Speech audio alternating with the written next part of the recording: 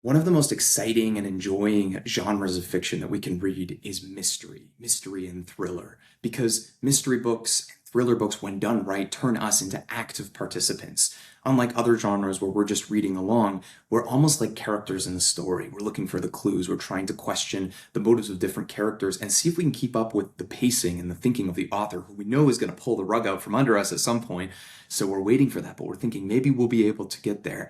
And if it's done right, it's going to give us just enough information that we theoretically could guess it, but we probably won't.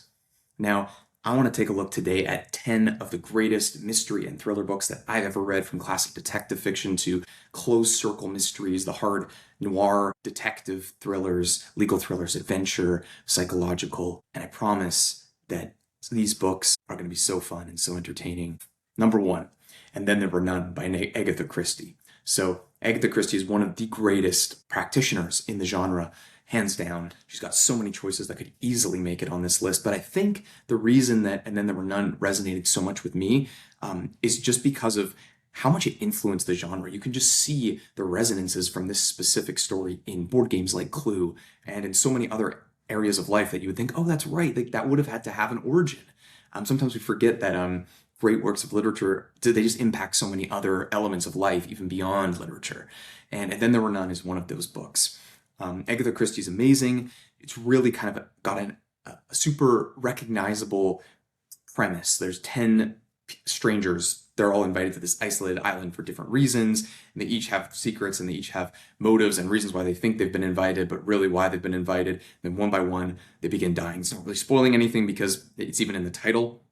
I won't say anything more than that, but it's not super conventional with the detective restoring order like you would expect exactly from Clue, and this is the case in other ones. Maybe Murder on the Orient Express or some of Agatha Christie's other works do have a little bit more of this. This one, I think, kind of twists the premise, the typical way the genre is approached, but it feels extremely closed, extremely you're paranoid, claustrophobic. It's like, what's going to happen? And you're always shifting your expectations and your guesses because, as I said earlier, Christie's always pulling the rug from under us. She's controlling what information we get, drip feeding it to us. And I think it just makes it so fun, so interesting, worth reading. I read this for the first time on a road trip with my family. So it was just like so fun. And I think it was the first, no, it was the second Agatha Christie book I'd ever read, but it was the first one that I was just like blown away by her approach. It's fun. It's extraordinarily difficult to put down. It's just one of those books that you're gonna eat up and devour. Anyways, number two is The Hound of the Baskervilles by Arthur Conan Doyle. Now, I have a number of Sherlock Holmes picks that I could have chosen on this. This book here, The Memoirs of Sherlock Holmes, is quite good. It's got a number of short stories in it as well. The thing with Doyle is he's got so many Holmes stories. Stephen Fry does an audio version on Audible where he narrates like the entire collected works of Arthur Conan Doyle. If you're an audiobook listener, I highly recommend checking that out. This is a good one to start with, this book as well. But really, The Hound of the Baskervilles, which isn't in this book, by the way, I just don't have a physical copy of it right now. It is probably the most famous, maybe, or at least the most resonant story in the Sherlock Holmes canon. I think that this is really the most famous detective that we've ever seen, that's ever been created, combined with the best tropes. You know, in the story, basically, Holmes and his sidekick, Dr. Watson, who's an amazing character as well, they're investigating a legend, the Baskerville Hound. You know, it's very gothic in its setting. You got the fog and the isolated estate and like the supernatural. You can even see the influence from this book in stories like Scooby-Doo as an example, right? You know, what is going on? There seems to be all this mysterious elements, but really there must be truth behind it. It must be rational. Sherlock Holmes is a rational guy, right? So we're going to have to be able to deduct and get rid of all these supernatural fears. Very like British way of approaching things. It's like everything can be explained. If you read like Latin American literature, that's not so much the approach. But I love that ghost stories in England because they're always like, you know, of course this can be explained. But that's a little bit of a tangent here. This one's not so much a ghost story because it is, you know, it is explained. But Holmes is just so great in this story. And the cultural influence, of course, is just massive, massive. But what we're doing is I think, engaging in the most cinematic, the most fitting within the genre version of the Sherlock Holmes story. You got the moor, you got the bog, you got all these strange occurrences, and then the amazing wit and mind of Sherlock Holmes trying to deduce what's actually going on. Highly recommend checking out The Hound of the Baskervilles. And if you enjoy it, reading more Sherlock Holmes, maybe picking up this one or reading just Stephen Fry's version on Audible. That one's amazing too, or whatever version you enjoy. Now, number 3 is the Dupin stories by Edgar Allan Poe. Now, I kind of said this as a collection, but really the one at the Murders of the Rue Morgue is I think the most famous and generally the one that's treated as the first modern detective story. This predates Sherlock Holmes, and it's interesting because Poe is known more for his horror stories, but this work just was super influential in the mystery genre. And so the classic logic, imaginative kind of understanding of the criminal, like Dupin kind of gets into the mind of the criminal, here's how he would think, and that's what Sherlock Holmes does. That's what other great detectives do in the future as well. And he explains everything after noticing all the little clues that other people missed, right? It's exactly what we expect now from the brilliant detective trope that we know and love, that keeps us coming back to this brilliant genre. But this was really the first one, and so I thought a list like this would be incomplete if I didn't really explain that. There's a couple other works in this, The Purloined Letter and The Mystery of Marie Roget. That's another one. But yeah, this one is one of the first detectives, really worth reading. Highly recommend you check it out. Number 4, we have The Big Sleep by Raymond Chandler. This one is different than the first 3, absolutely. It's more of the hard-boiled detective, the noir approach, and definitely influenced the film noir genre, which I personally love as well. Philip Marlowe, he's in corrupt Los Angeles. It's really interesting how this story plays in the moral ambiguity. There's a lot of danger, there's a lot of dangerous characters, but Philip Marlowe is like the classic hard man in a hard world, but he's not necessarily a bad guy. Like he's got his own sense of morality that in many ways is superior to the morality of the kind of high class types, even though he's a hard guy, because he's real, he's honest about the corruption in the world. And I think that's part of the reason why Raymond Chandler's works are so compelling and influential. But anyways, the plot is pretty complicated. I won't kind of try to summarize the whole thing here, but really the atmosphere of the story is for me what is most memorable. And Marlowe's unique cynicism and also his kind of lack of taking advantage of situations that he could, particularly with women and whatnot. It's very interesting. He kind of like recognizes and puts a finger on the moral character of the city. And I personally love stories like in the science fiction genre, like Do Androids Dream of Electric Sheep? And I see influences from this work as well, like in that kind of gritty Los Angeles extrapolated into the future. But anyways, that's a little bit of a tangent there. It's a great work, detective fiction, super fun, but also dark, maybe not as like quirky fun as the earlier ones we mentioned. Definitely worth reading. And another one in this vein would be number 5, The Maltese Falcon.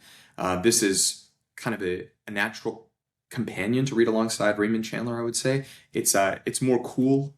It's not as it is gritty, but it's more.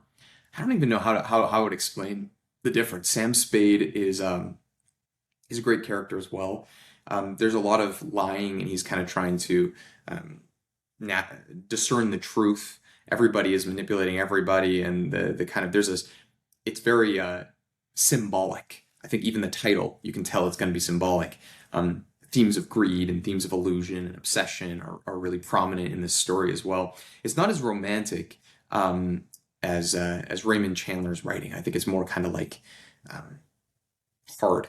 I don't know, minimalist. There's definitely stylistic differences. Yeah, I don't know. I think maybe the best way to think of it is Philip Marlowe is almost like the counter Don Quixote. Like in the case of Don Quixote, he's like a guy who has the idea of I have to be a knight, in this world after chivalry is kind of dead.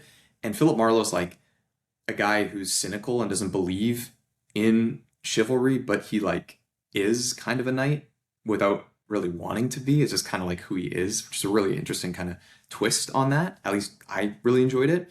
Sam Spade is more kind of just like your classic, stone-faced, hard detective. You can't really read his motives. He's not really given that interiority, but it's interesting.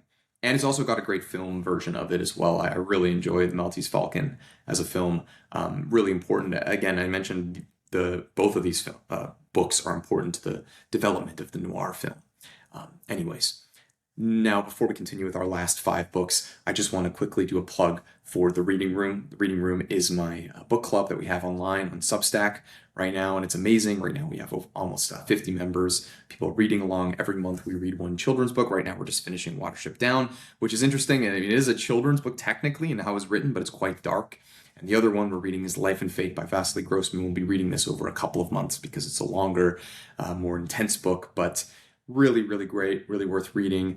We've got reading guides and discussions and a wonderful community. Members get to vote on 4 or 5 different choices of books for both the children's and the adults pick and get to read together. So it's a great place, great opportunity for community if you're interested. And it's the best way to support this channel. Now, let's get back to our detective picks. The next one I want to talk about is one that is maybe not naturally seen as a thriller, but for me it really was, and that is A Time to Kill by John Grisham. I like John Grisham. I think he's a great writer. He's got some works that are maybe more explicitly legal thrillers, but this one is like a moral legal thriller that I think was super compelling to me. It's got a decent film with Matthew McConaughey as well, and Samuel L. Jackson.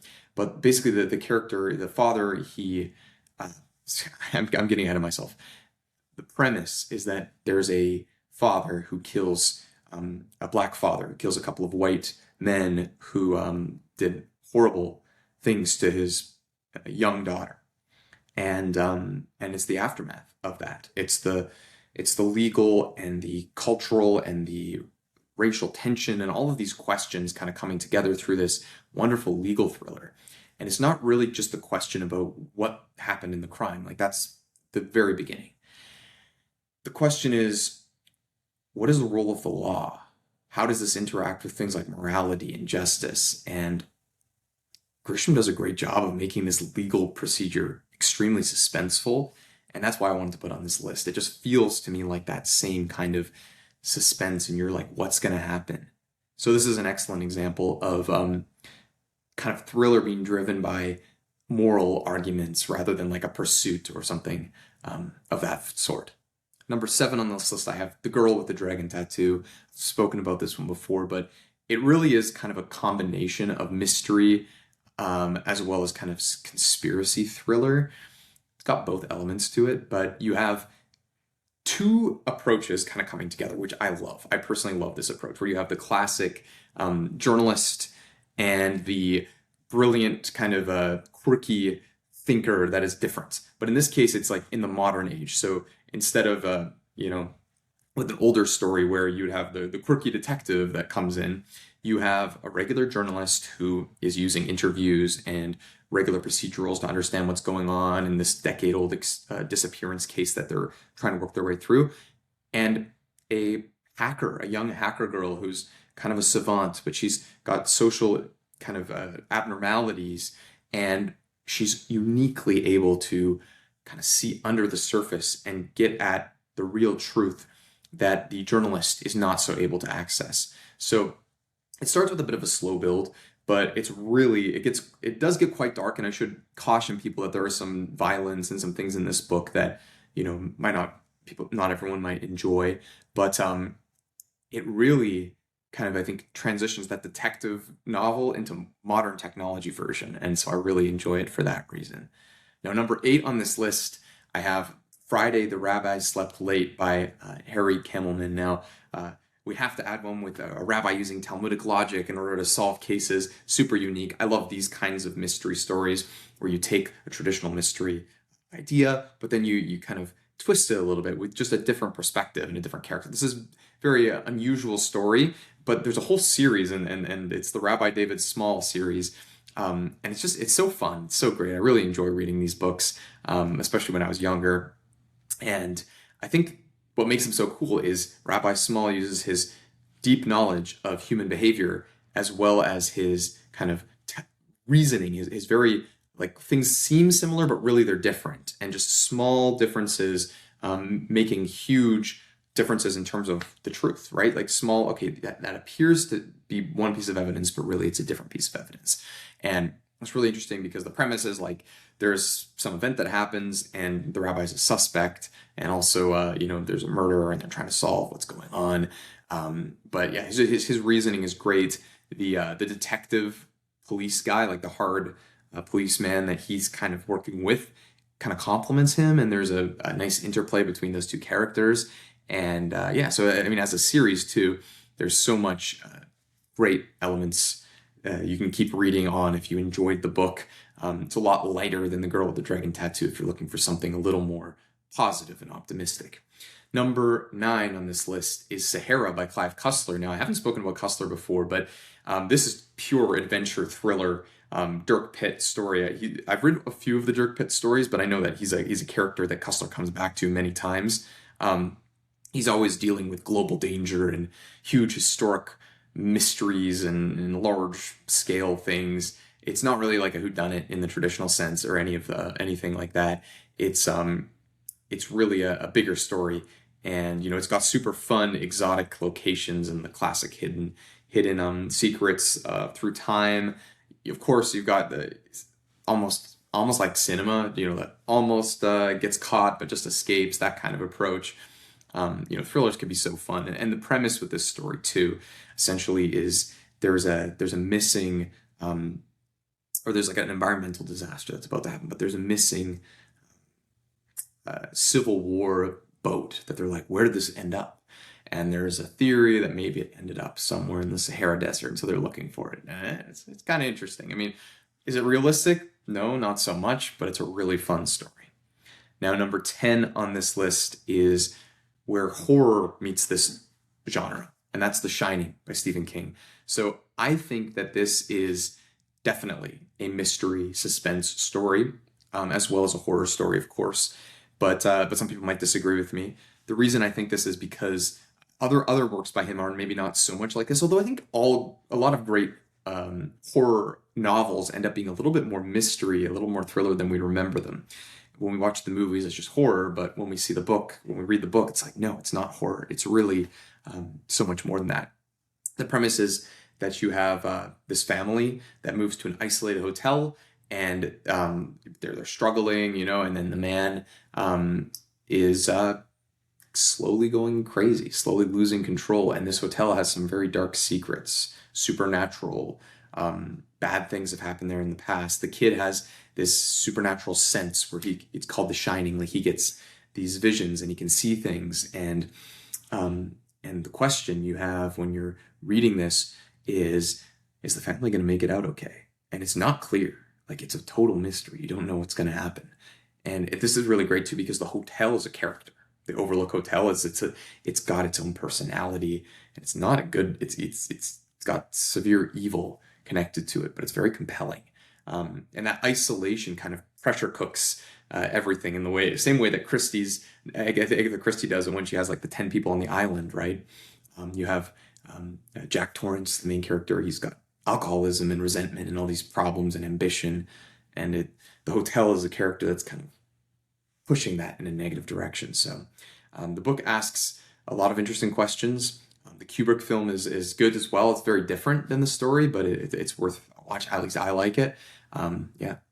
Now, those are our 10 picks, but I do have a couple of bonus ones that I thought, well, I have to mention these. The first one is The Spy Who Came In From the Cold. Espionage, great story. Cold War intelligence. It's a lot of fun.